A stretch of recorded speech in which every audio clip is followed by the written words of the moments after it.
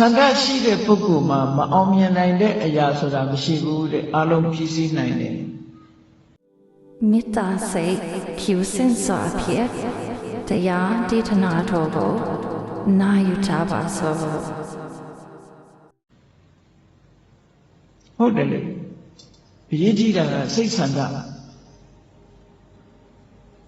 ကောရမမြတ်စွာဘုရားရဲ့အလောင်းသူမိတာဘဝမှာ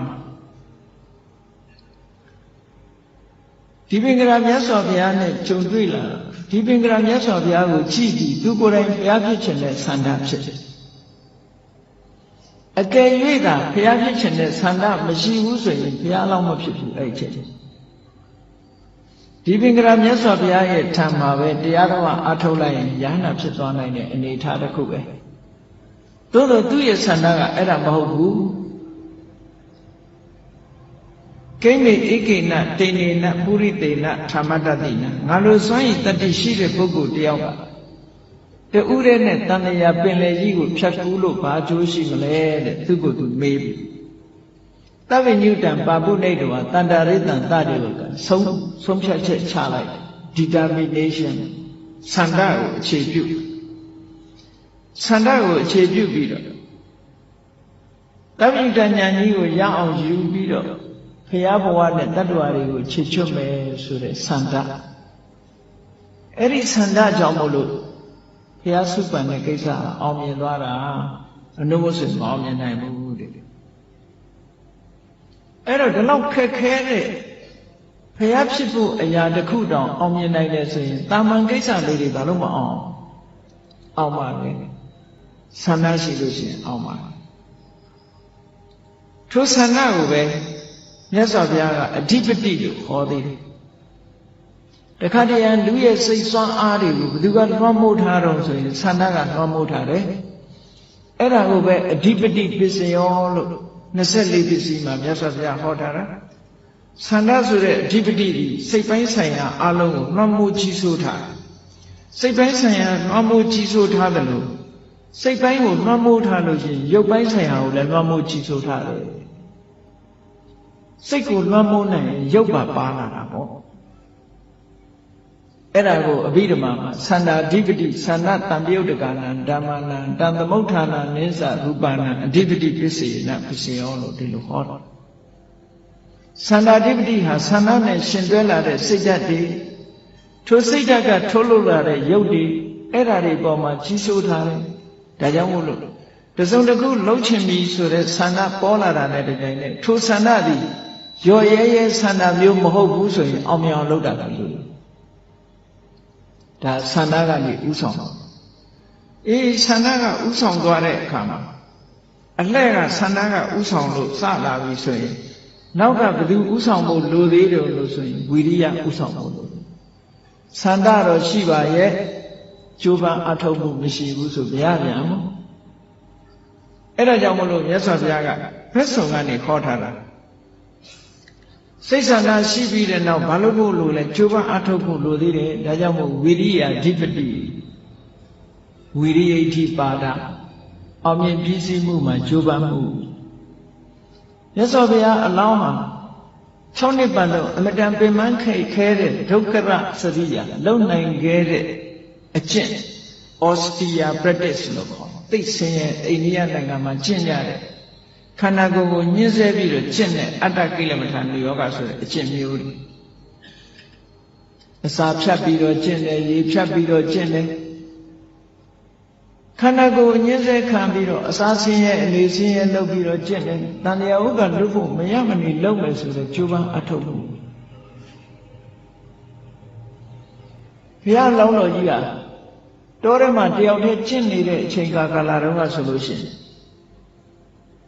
သူ့ကိုယ်သူကိုလူမြင်မခံဘူးတော်ထဲမှာနေအဝတ်မို့အဖူအဲ့ဒီချက်ဝလစ်လက်နေတယ်လူတန်ခြေတန်ကြားလိုက်တာနဲ့လက်ကနေပြေးထွက်သွားတာဘယ်သူမှအမြင်မခံအောင်တော်ထဲမှာဒုက္ခရစရိယာလို့ခေါ်တဲ့ပင်မခဲခင်းတဲ့အချက်ဘာစားလဲလို့ဆိုတော့တောဆက်မှာနွားချံတွေပါလေလာလောက်ထားတော့နွားကလေးတွေအဲ့ဒီမှာမွေးဖွား နို့ပဲတောက်သေးတဲ့နွားကလေးတွေကယူတဲ့မစင်ကိုနွားချီကိုလာပြီးတော့စားအဲ့ဒါစားပြီးတော့ကျင့်တာနော်အဲ့ဒါလို့ပင်မဆင်းရဲတဲ့ဒီအကျင့်တွေနဲ့ကျင့်ပြီးတော့6 နှစ်ပတ်လုံးဒုက္ခရစရိယာတွေကျင့်ကြံကြိုးဖို့အားထုတ်လိုက်တာနောက်ဆုံးကြတော့ဆုံးကန်းတိုင်အောင်လိုက်ကြည့်တော့လည်းပဲအောင်မြင်မှုမရတဲ့နောက်ပိုင်းကြတော့မှအဲ့ဒီကြတော့ကျိုးပန်းအားထုတ်မှုကကန်းကုန်သွားပြီဘာလိုအပ်တော့ဆိုအသိဉာဏ်လိုအပ်လာဗျာဒါမှန်ကန်တဲ့လမ်းလျှောက်မှလည်းတခါတလေကျိုးပန်းအားထုတ်လို့ရဒါကြောင့်မို့ဝိရိယဓိပတိဝိရိယကကျိုးပန်းအားထုတ်ပြီမဲ့လို့အသိဉာဏ်ရှိဖို့လိုသေးတယ်ဆိုဝိမန္တာဓိပတိအသိဉာဏ်နဲ့စဉ်းစားကြည့်ပြီးဒီလမ်းကမှန်သလားဟိုလမ်းကမှားသလားဘုရားလောင်းတော်ကြီးကဉာဏ်နဲ့ဆင်ခြင်သုံးသပ်လိုက်တယ်ပင်ပင်မခံပြီးတော့ကြိုးစားအားထုတ်လို့ခန္ဓာကိုယ်ပင်မနွမ်းလေအဆုံးဂိတ်ဆုံးထီအောင်ရောက်အောင်ကျင့်လိုက်တော့ဘာတွေးမိလာတော့ဆိုရင်လောကမှာသူလောင်းအပင်မခန္ဓာကျင့်တဲ့ပုဂ္ဂိုလ်ပင်မခံလို့ရမယ်ဆိုရင်ငါရပြီဘယ်သူအောင်မှငါမရော့ဘူးဝိရိယကိုအစွမ်းကုန်မြင့်ပြီအဲ့တော့မရတာထောက်လို့ရှိရင်သိရအင်ညောမက်ခောဘောဓာရခေါင်းထဲမှာအတွေးလေးတစ်ခုဝင်လာအမှန်တရားကိုသိဖို့ဆိုတာနောက်တခြားလမ်းဖြစ်လိမ့်မယ်ဒီလမ်းကတော့မရှိတော့ဘူးလမ်းဆုံးအောင်လိုက်တယ်သူကြိုးပမ်းအထောက်အကူနဲ့ပတ်သက်တယ်ဒီလမ်းကြောင်းတစ်ခုရှောင်းလိုက်ရင်အဆုံးထိအောင်လိုက်ကြည့်ကြည့်လို့လမ်းဆုံးမှာဘာမှမတွေ့တော့ဘူးဆိုတဲ့အခါမှာအေးငါသွားမဲ့လမ်းဒီလမ်းမဟုတ်နိုင်ဘူးတခြားလမ်းရှိတော့တယ်ဆိုပြီးလမ်းကြောင်းပြောင်းလိုက်တဲ့အခါမှာဘုရားဖြစ်သူရောက်သွားတာဝိရိယနဲ့ပတ်သက်လာလို့ရှိရင်အမတန်မှပြင်းထန်တဲ့ဝိရိယရှိခဲ့တယ်ပေါ့အဲ့ဒီအသိဉာဏ်နဲ့လမ်းပြောင်းလိုက်ပြီးတော့စိတ်ဓာတ်တွေခိုင်မာကြံ့ခိုင်မှုနဲ့လှုပ်တဲ့အခါမှာမြတ်စွာဘုရားဆိုတဲ့ဗုဒ္ဓဆိုတဲ့တပ္ပယုတ္တဉာဏ်တော်ကြီးကိုရပြီးတော့သစ္စာလေးပါးကိုသိတော်မူတဲ့ပထမဆုံးကိလေသာတွေဟူသောအိပ်ပျော်ခြင်းကနေနိုးထလာတဲ့ဗုဒ္ဓဆိုတဲ့ပုဂ္ဂိုလ်အဖြစ်ရောက်ရှိလာတာ။ဘာစွမ်းအားတွေနဲ့ဒီအဖြစ်ကိုရောက်ရှိလာတယ်ဆိုရင်ခုနပြောရင်သန္တာရဲ့ဝီရိယရဲ့စိတ်ဓာတ်ရဲ့ဝိမာန်ဒီစွမ်းအားတွေနဲ့ရောက်တာပဲတခြားနည်းကသွားတာမဟုတ်ဘူးနော်အဲ့တော့ဘုန်းကြီးတို့တို့ရဲ့တဏ္ဍာမှာလည်းပဲသန္တာဆိုတာရှိတယ်ဝီရိယဆိုတာအခြေခံနေနဲ့ရှိတာကိုပြောတာနော်အခြေခံနေနဲ့ရှိတာကိုလေ့ကျင့်ပြီးတော့မယူဘူးဆိုလို့ရှိရင်အပြော့ရဲပြော့နေမှာပဲအပြော့မှပြော့နေမှာဘလောက်ကာယတန်ဆွမ်းတဲ့ပုဂ္ဂိုလ်ပဲဖြစ်ဖြစ်လေ့ကျင့်ကမယူလို့ရှိရင်စွမ်းဆောင်နိုင်မှာမဟုတ်ဘူးလေ့ကျင့်ကယူရအဲ့ဒါကြောင့်မို့လို့ကိုယ်တဏ္ဍာမှာရှိတဲ့သန္တာတို့ဝိရိယတို့ဝိမာန်တို့စိတ်ဓာတ်တို့ဆိုတဲ့ဒီစွမ်းအားတွေကိုလေ့ကျင့်ကယူပြီးတော့အထွတ်ထိပ်ရောက်အောင်မြင့်တင်ထားနိုင်မယ်ဆိုရင်အမြဲတမ်းစွမ်းအားထက်ပါလေတဲ့ဘလောက်ထိစွမ်းအားထက်တော့ဆိုရင်မြတ်စွာဘုရားကပြိဋိဘံသံဃာတိမှာရှင်အနန္ဒာကိုမိန့်ကြားခဲ့တဲ့စကားတစ်ခုဟာမှတ်သားเสียရှင်အနန္ဒာကိုဘာမိန့်ရှိတော့ဆိုအနန္ဒာတဲ့အိဋ္ဌိပတ်၄ပါးလို့ခေါ်တဲ့သန္တာဝိရိယဝိမာန်တို့ကိုစနစ်တကျ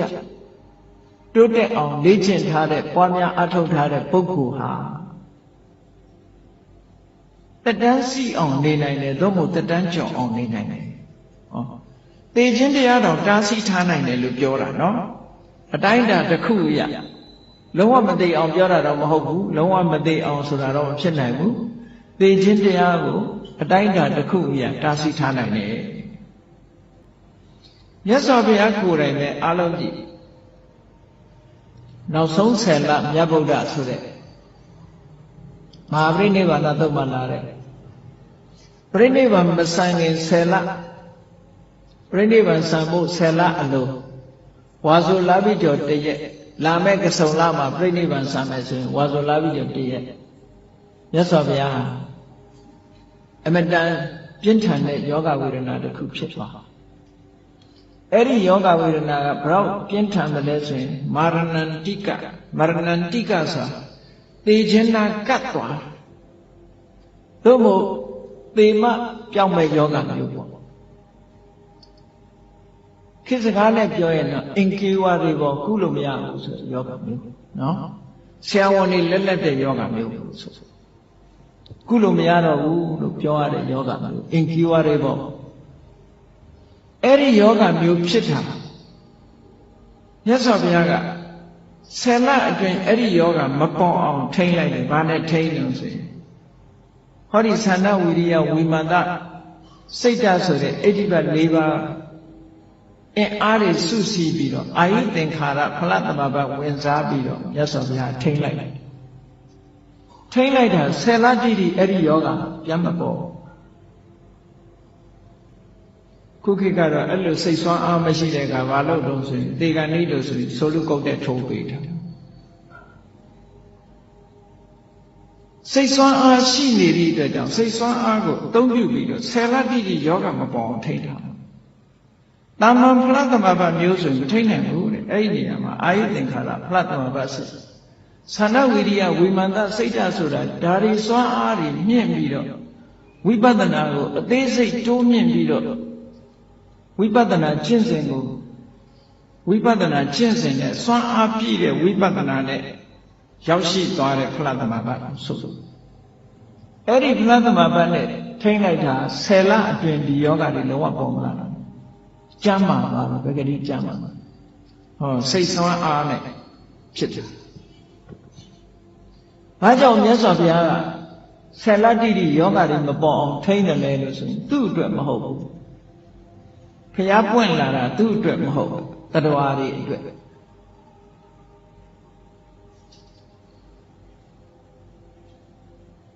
သူအတွက်လဲလို့ဆိုလို့ရှိရင်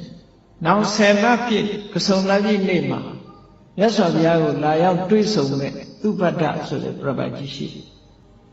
အဲ့ဒီပြပိုက်ကြီးကမြတ်စွာဘုရားကသာ10 လစောပြီးပြိဋိဘံဆံသွားမယ်ဆိုရင်အဲ့ဒီပြပိုက်ကြီးကလွဲသွားတယ်ဘုရားတရားတော်ကိုမနာလိုက်ရဘူးဆိုလို့ရှိရင်အဲ့ဒီပြပိုက်ကြီးကလွဲသွားပြီဒီဘဝမရရင်နောက်ဘဝလည်းတော်တော်လေးဝေးသွားပြီပေါ့ခွင့်ကောင်းဆိုတာတစ်ခါတစ်ခါမှကြုံတာလွဲသွားရင်နောက်ထပ်ပြန်မလာဘူးကြည့်လေမြတ်စွာဘုရားကသမထကျင့်စဉ်တွေကိုနီးယူပြီးတော့ကျင့်သုံးခဲ့တဲ့သူ့ရဲ့လောကီဘက်ကဆရာတွေလို့ပြောရမှာပေါ့သမထကျင့်စဉ်ကိုနီးလန်းပြီးပြလောက်လာတဲ့အာလာရကာလမဆိုတဲ့ယသိကြီးဥဒကရာမဗုဒ္ဓဆိုတဲ့ယသိကြီးတွေသမထကျင့်စဉ်တော့သူတို့ထွတ်ထိပ်ရောက်အောင်ပေါ့ရောက်ခဲ့တယ်ဥဒကရာမဗုဒ္ဓဆိုထွတ်ထိပ်ရောက်သို့တော့ဘုရားကသစ္စာ 4 ပါးဝိပဿနာကျင့်စဉ်ကြီးကိုတွေးရှိပြီးတော့သစ္စာ 4 ပါးကိုသိတဲ့ဘုရားဖြစ်ပြီးတဲ့နောက်မှာတရားဟောဖို့ကြည့်လိုက်တော့တဦးကတပတ်စောပြီးတော့ကွယ်လွန်သွားတယ်နောက်တဦးကတညတာစောပြီးတော့ကွယ်လွန်သွားတယ်တွားရောသူတို့နောက်ရိပတရားဘုရားလည်းသူတို့တွေ့မှာမဟုတ်တော့ဘာဖြစ်လို့အရုပဘုံရောက်နေကြတာအရုပဘုံဆိုတာလမ်းကြီးပဲရှိတယ်ဘုရားတရားဟောတဲ့အတန်နားမရှိတော့ကြားရမှာမဟုတ်မကြားရရင်တွားရောလမ်းကြီးပဲအဲ့ဒီလိုနေကဘာပေါင်းမြောက်များစွာအသက်ရှိအဲ့ဒီကပြန်သေးအောင်မယ်သေးလာတဲ့အခါမှာလူပြေရောက်တာပြေရောက်မကောင်းတဲ့ဘုံရောက်ချင်လည်းရောက်သွားအောင်မယ်ဆုံးရှုံးနေနာမှုတွေဒီလိုရှိတယ်ပေါ့ထို့တူပဲသုဘဒကြီးကလွဲသွားနိုင်တယ်ဒါကြောင့်မြတ်စွာဘုရားကဒါဖြင့်မလွဲအောင်ကြိုတင်သွားပြီးတော့တရားဟောပါလားဆိုရင်အဲ့ဒီချိန်မှာစိတ်ဝင်စားသေးတယ်10 လစောပြီးသွားတရားဟောရင်လည်းစိတ်ဝင်စားမှာမဟုတ်ဘူးနော်လူဆိုတာစိတ်ဝင်စားမှလောက်တာလေခုကြည့်ပါလားဒီလမ်းမှာတော့တရားပွဲအခုမှပထမအချိန်ဆိုတော့စိတ်ဝင်စားလို့လောက်တာအဲ့တော့သုဘတ္တပြပိုက်ကြီးကစိတ်ဝင်စားတာမဟုတ်သေးဘူးနောက်ဆုံးမြတ်စွာဘုရားကုသိနာယုံရောက်လို့ပြိဋိဘံဆံတော်မဲ့ညသကောင်း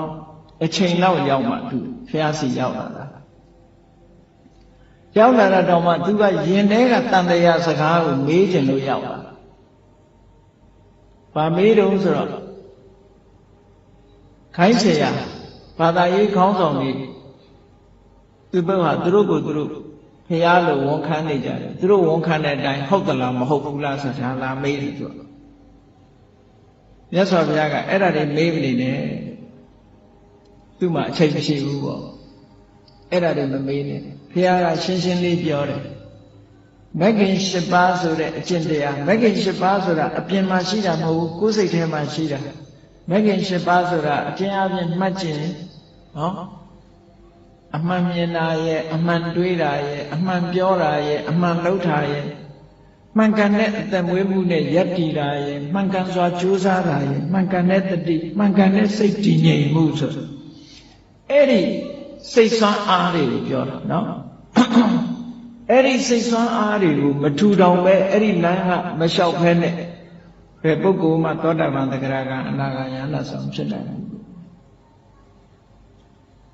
မဂ္ဂင်၈ပါးအကျင့်တရားမရှိရင်စစ်မှန်တဲ့သာသနာကိုမဟုတ်ဘူးလို့ဒီလိုပြောတာတန်တရားဝတ်ကဘယ်သူမှမလွတ်နိုင်ဘူးဒီလမ်းကြောင်းကတစ်ကြောင်းနဲ့ပဲရှိတယ်လို့မြတ်စွာဘုရားဟောပြီးအဲ့ဒီမှာသူလက်ခံပြီးဘုရားဘာသာဖြစ်ကူးပြောင်းလို့ထိုညမှာပဲယဟန်ဝတ်တရားကျင့်ဘုရားပြိဋိဘံမဆန်ခင်လေးမှာယဟန်ဖြစ်သွားတယ်နောက်ဆုံးတစ်ပည့်လို့ခေါ်တယ်သူ့အတွက်မြတ်စွာဘုရားဟာဆယ်လတိတိယောဂမဖြစ်အောင်ထိန်းလိုက်တယ်အဲ့ဒါဘာနဲ့ထိန်းလို့ဆိုရင်ဟောဒီသန္တာဝိရိယဝိမန္တစိတ်ဓာတ်ဆိုတဲ့ဒီစွမ်းအားတွေနဲ့ထိန်းတာလို့ပြောတယ်ဒါကြောင့်မို့လို့လူတွေရဲ့စိတ်စွမ်းအားဟာလူတွေထဲမှာပဲရှိတယ်ဘာဖြစ်လို့ဒီစိတ်ဆွမ်းအားတွေကစွန့်ရည်တတိတွေမဖြစ်တယ်လဲလို့ဆိုလို့ရှိရင်မလုပ်လို့မလေးကျင့်လို့မဖြစ်တာတကယ်လေးကျင့်ရင်လောကီကိစ္စမပြောနဲ့လောကုတ္တရာကိစ္စတွေထီအောင်ဖြစ်လာနိုင်ပါပဲလူတွေမှာဘာဖြစ်လဲဆိုရင်ဆန္ဒကမရှိကြဘူးလူတွေဆန္ဒရှိတာဘယ်ဘက်ကဆန္ဒရှိလောဘနဲ့တွဲတဲ့ဆန္ဒရှိတယ်ဒေါသနဲ့တွဲတဲ့ဆန္ဒရှိတယ်လူတွေမှာရှိတဲ့အများစုမှာရှိတဲ့ဆန္ဒကအဲ့ဒါပါပစ္စည်းလိုချင်တယ်နော်ချမ်းသာခြင်းနဲ့ကြီးပွားခြင်းနဲ့ဆန္ဒကအဲ့ဒီဘက်မှာရှိတယ်အဲ့ဒီဘက်ရှိတဲ့ဆန္ဒကဒါလောကီဘက်ထိုက်တဲ့လောက်ကြီးပွားမှုပဲရှိတယ်တရားဘက်ကိုဆန္ဒမရှိသေးတဲ့မြတ်တရားကိုသိတဲ့အသိဉာဏ်မရနိုင်သေးဘူးဆန္ဒရှိဖို့လိုတယ်နောက်တစ်ခုဝီရိယကလည်းလုံလောက်တဲ့ဝီရိယရှိဖို့လိုတယ်လုံလောက်တဲ့ဝီရိယမရှိသေးရင်မရသေးဘူးစိတ်ဓာတ်ကြံ့ခိုင်မှုကလည်းအမတန်မှအရေးကြီးတယ်ဘုရားအလောင်းလို့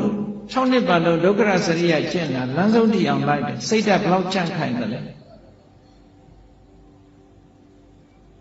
ခန္ဓာကိုယ်ဟာဘလောက်ကျမ်းမာရေးထိခိုက်သွားတယ်လဲဆိုရင်ဘုရားအလောင်းတော်ကြီးကျင့်နေတဲ့အချိန်မှာတော့သူ့လက်ကိုလက်တစ်ဖက်နဲ့ပွတ်လိုက်လို့ရှိရင်လက်မှာရှိတဲ့အမွှေးတွေကျွတ်ကြတော့အဲ့လောက်ထိအောင်ကျမ်းမာရေးဘိုက်ကင်လို့ရှိရင်ကြောရိုးကုန်းထိနေတယ်ကြောရိုးကုန်းနဲ့ဘိုက်နဲ့ချက်နေတယ်လို့ဒီလိုပြောတာနော်မျက်လုံးနှလုံးကဘယ်လောက်ထိအောင်ရှိသွားတော့ဆိုဟိုးရေတွင်းကြည့်ရတယ်လို့ပဲမျက်လုံးအိမ်ကြီးထဲမှာမျက်လုံးကနေခြိုက်ဝင်နေတယ်ပြောပါကစ္စတန်ဂန္ဓာရပဂုပညာနဲ့ထုထားတဲ့6နှစ်ပတ်လုံးဒုက္ခရစရိယကျင့်တဲ့ရုပ်ပုံကြီးမြင်မှုကြပါလိမ့်မယ်နော်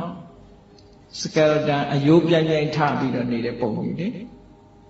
အဲ့ဒီအနေထားချအောင်ကြိုးပမ်းနိုင်တဲ့ဝီရိယနေတဲ့ဝီရိယမဟုတ်ဘူးဒါကြောင့်မို့မြတ်စွာဘုရားကတရားထုတ်တဲ့အခါမှာအယိုးကြည်ကြည်အရေးခန်းခန်းမှန်ကန်တဲ့လမ်းဆိုလို့ရှိရင်ရှောက်လန်းရမယ်လို့ကြိုးပမ်းအထောက်မှုရှိရမယ်လို့ဒီလိုခေါ်တာသူကိုယ်တိုင်လည်းကြိုးပမ်းအထောက်ခဲ့တယ်အဲ့ဒီကြိုးပမ်းအထောက်မှုစွမ်းအားတွေမမိသေးဘူးဆိုလို့ရှိရင်တရားသူတရားမြတ်မရနိုင်ဘူးလူတွေဟာသူ့အတိုင်းတာနဲ့သူရတာဆန္ဒလည်းဆန္ဒရှိသလောက်ပဲကြိုးပမ်းမှုလည်းကြိုးပမ်းမှုရှိသလောက်ပဲရမှာပဲစိတ်ဓာတ်ကြံ့ခိုင်မှုကြတော့ဘုရားအလောင်းတော်ကြီးအကြည့်ဒီလောက်ကျမ်းမာရေးထိခိုက်သွားပြီပဲလို့စိတ်ဓာတ်နောက်ဆုံးပဲဆိုတခုမှမရှိဘူးအခုမှဒီလိုစိတ်ဓာတ်ကြံ့ခိုင်တာမဟုတ်ဘူးစိတ်ဓာတ်ကြံ့ခိုင်လာအောင်လေ့ကျင့်လာတဲ့ဘဝတွေကများလာတယ်ကြည့်လေသူ့ရဲ့စိတ်ဓာတ်ကြံ့ခိုင်မှုဟာအလုံးကြားဥကြလိုက်ပဲမဟာစနကရဲ့ဇတ်တော်ကြီးကိုကြည့်လိုက်မယ်ဆိုလို့ရှိရင်သင်္ဘောပြက်လို့ပင်လယ်ထဲမှာသင်္ဘောပြက်လို့ကမ်းမမြင်လမ်းမမြင်ပင်လယ်ပြင်ကြီးထဲမှာမျောလင့်ချက်မရှိဘဲနဲ့ခုခတ်နေတာတာမန်ပုဂ္ဂိုလ်တွေကတွေးမယ်ဆိုဘယ်လိုတွေးမလို့ဆိုအိုးမျောလင့်ချက်မရှိတဲ့အလုပ်မလုပ်ပါနဲ့ဆိုလက်လျှော့ကြနော် အေးစိတ်စိတ်အသေးပဲခံမယ်ဆိုရင်လူကများတယ်အေးသူနဲ့လောက်ကလိုက်လာတဲ့လူတွေကအေးစိတ်စိတ်အသေးခံတဲ့လူတွေကြီးပဲကောင်းသူတယောက်ကူးတယ်အသက်နဲ့ကိုမြဲနေတယ်ကြတော့လုံးဝဝိရိယထုတ်တယ်နတ်သမီးကလာမေးတယ်ဒါတော့ကမ်းမမြင်တဲ့နေရာမှာကူးနေလို့ရောမင်းဘာအကျိုးရှိမှာတော့ပြောတယ်အကျိုးရှိတယ်မရှိဘူးငါလာမပြောနဲ့လှုပ်တဲ့နာကိုငါလှုပ်နေတယ်ကျိုးစားအထုတ်မှုကငါတောင်းအောင်ပဲရောက်တာမရောက်တာငါတောင်းအောင်မဟုတ်ဘူးအကျိုးမရှိဘူးလို့မပြောနဲ့တဲ့လက်လျှော့တဲ့လူတွေသေသွားပြီအခုငါမင်းနတ်သမီးတောင်မြင်နေရပြီဆိုတာအကျိုးရှိတယ်ပေါ့မမြင်ဘူးတာမြင်နေရဘူးပေါ့ဖျားလောင်းကြီးတွေရဲ့စိတ်ဓာတ်တို့ကျိုးပန်းအထုတ်မှုတို့အဲ့ဒါမျိုးစိတ်ဓာတ်ကြန့်ခိုင်တာကိုပြောတယ်နော်လူတွေအများစုကစိတ်ဓာတ်မကြန့်ခိုင်လို့သေသွားကြတာတွေများဘဝပို့ပြီးတော့ဆုံးရှုံးနေတာသွားတာစိတ်ဓာတ်မကြန့်ခိုင်လို့ပဲစိတ်ဓာတ်ကြန့်ခိုင်လို့ရှိရင်လူဘဝဒီလိုမဖြစ်နိုင်ဘူးအေးဒါကြောင့်မို့လို့ဆန္ဒကလည်းရှိရမယ်ဝီရိယကလည်းရှိရမယ်စိတ်ဓာတ်လည်းကြန့်ခိုင်ရမယ်ကြန့်ခိုင်တဲ့အခါမှာအတိညာဏ်ကလည်းရှိဖို့လိုသေးတယ်အဲ့ဒီ၄ချက်နဲ့ပြည့်စုံပြီဆိုလို့ရှိရင်လောကီကိစ္စမှာပဲဖြစ်ဖြစ်လောကုတ္တရာကိစ္စမှာပဲဖြစ်ဖြစ်တရားကျင့်တဲ့အရာမှာပဲဖြစ်ဖြစ်ဘာလုပ်ငန်းပဲလုပ်တဲ့အခါမှာပဲဖြစ်ဖြစ်အောင်မြင်မှုဆိုတာဖြစ်နိုင်ပါတယ်စာလေးတစ်ခုဆင်းရဆိုကြတယ်ထာဝရဘုရားနတ်ကိုကိုးကွယ်တဲ့ပုဂ္ဂိုလ်တွေကဘာပြောတော့ God makes the impossible possible